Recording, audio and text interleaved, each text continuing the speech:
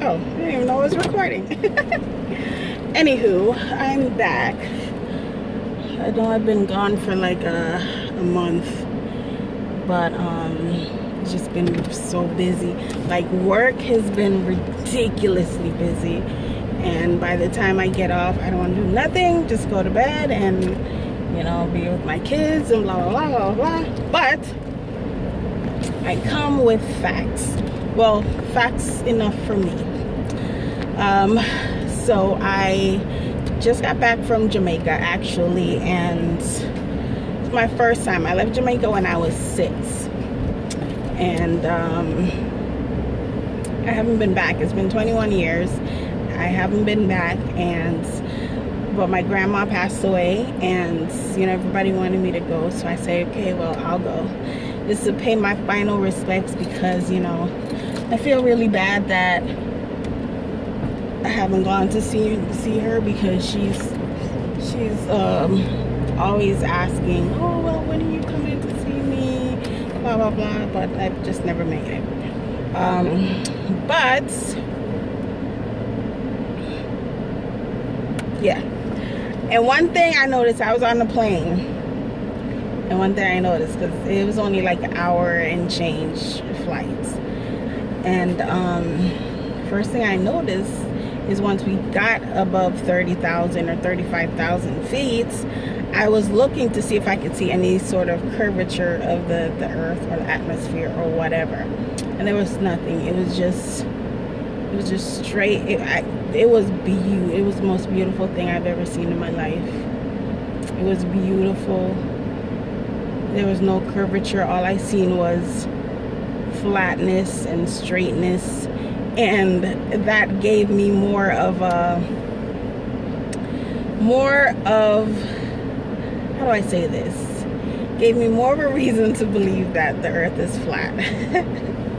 And I was gonna video it on my way back, but my ears were like, I have bad, you know, because I don't fly often, so when I do, my ears pop on the way going up, and they hurt like hell coming down, so I couldn't barely even move my face or my head, much less grab the phone and video anything.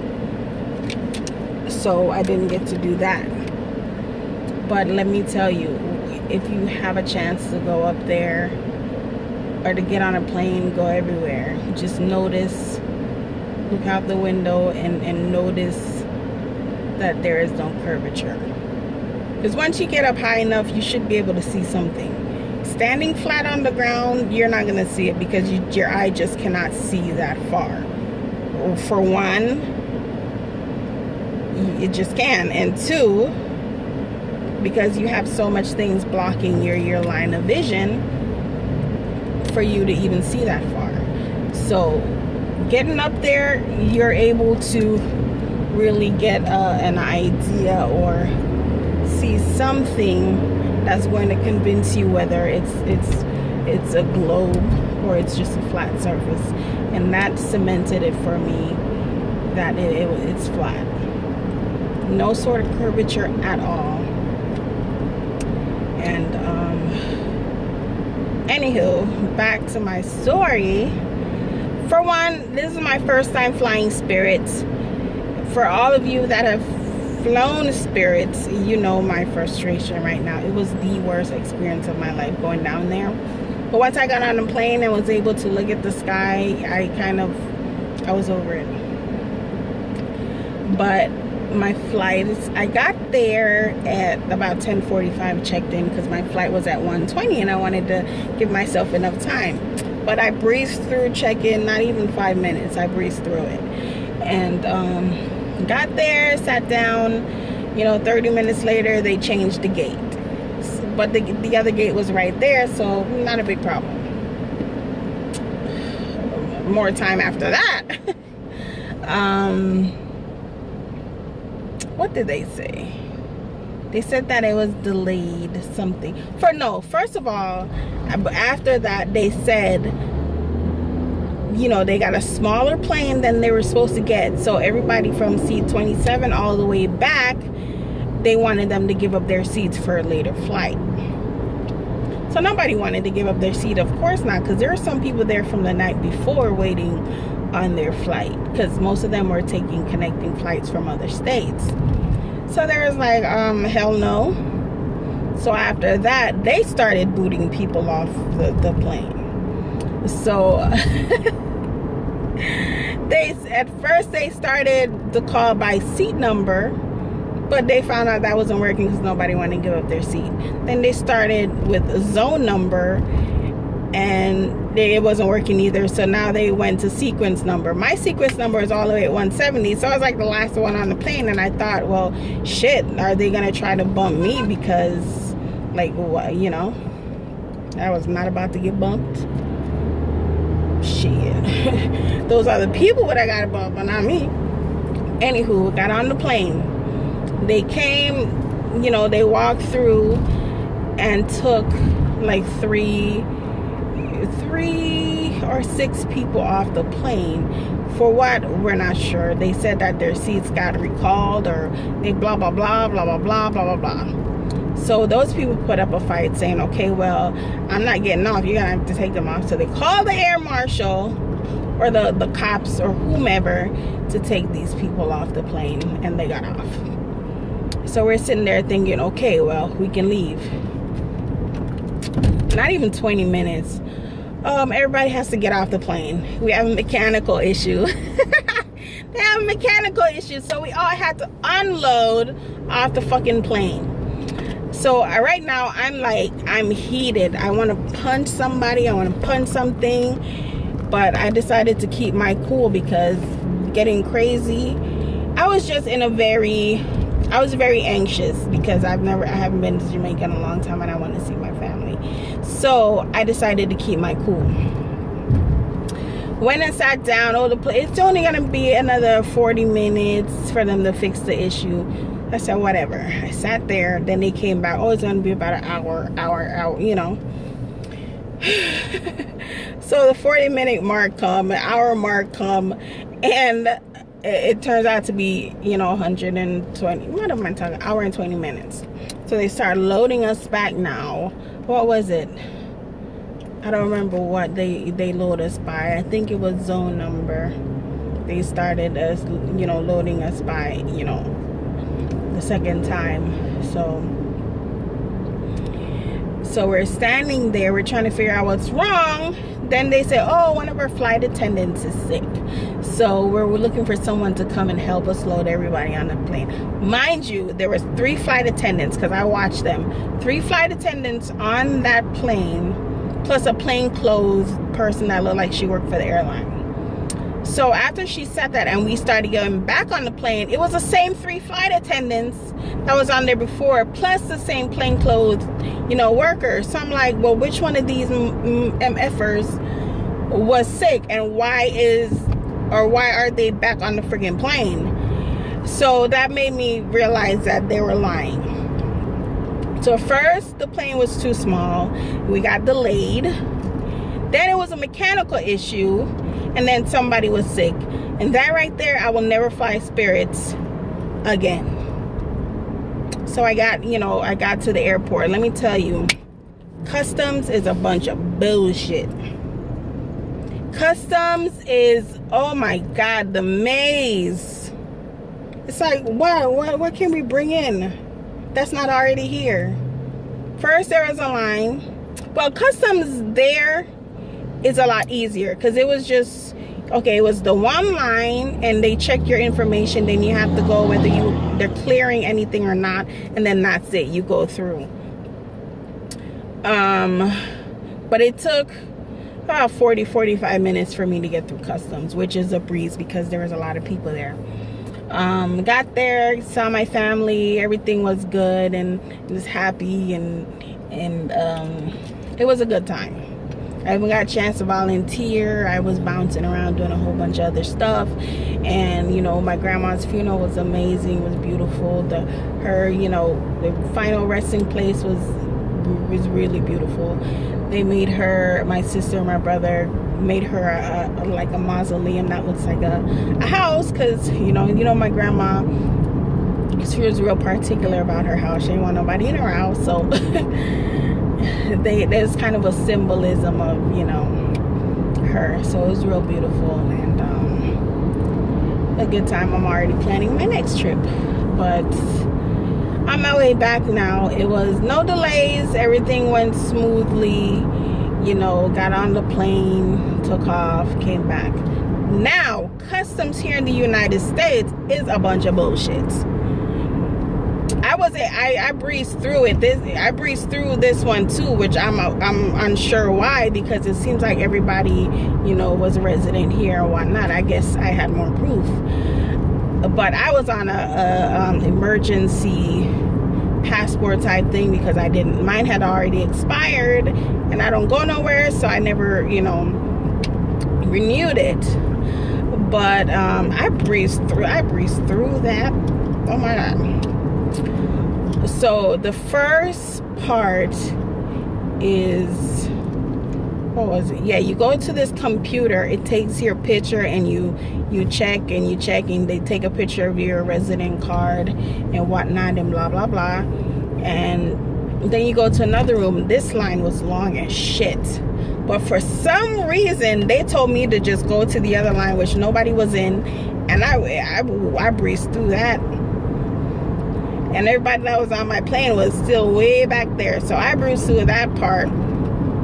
So that was the second checkpoint. And then after that, I think I go to get my bags. The baggage claim. And I got my bag. And looking for the exit, because there are signs saying exit. And to my, you know, surprise, the exit was a fucking line around the whole freaking baggage claim area. This line was so fucking long, and it goes around the whole freaking area for you to exit through there. I spent another 20-30 minutes in that line, and the guy was like, you're lucky, because there's not a lot of people here today. But I went through that. I was just mad, because I'm like, really, the level of checking this that you guys are doing is ridiculous. How much time do you need to check a passport or an ID? You just checked it like 2 seconds ago. Why you need to check it again? But, you know, going through that line, and then coming towards another guy sitting there to check my shit, and he checked it and said, okay, we'll go. And then that was it. I got out and got home. I was so fucking happy to get home. I was so happy to get back. I was so happy to get back to my AC, to my car, because in Jamaica they don't got no damn ACs. It was hot as shit, and you walked everywhere. What else was I gonna say? I forgot. But yeah, it was my trip was beautiful. I had a really good time. I was happy. I went out every night. We did wakes. Oh my god. And the men, oh my god, the men were beautiful. Dark skin, chocolateness. Oh my goodness. Beautiful men. But I'm just glad to be I'm glad to be back to my life. But right now I'm planning to move back there within the next 3 to 5 years, just to get away from this. There's too much shit going on here in Jamaica. It was so easy breezy, you know. You go get your food, you eat, you sit in your house, you just, you know, you work and stuff, but it's just not the same as it is here. Here everything is just money motivated. There's no nothing here. There's nothing there, and I just I'm over it, plain and simple. But yeah, I really wanted to talk to you guys about, you know, my experience being up there and looking through the window and seeing how flat the earth is, and the clouds. Oh my god, the clouds are fucking beautiful. It was like, just, I was so amazed. Like, I've never been in awe of anything before, and that completely, you know, amazed me. because I'm sitting there like trying to figure out, well, what are these clouds? Are they, you know, what type of celestial beings are these? Are there mummy clouds? Are there kid clouds? Are there husband and wife clouds? Or are they running and playing kickball? Are they going to, you know, meetings and stuff like that? It's just so many questions, and I want to know the answer to them, and I don't know. I was just so fascinated.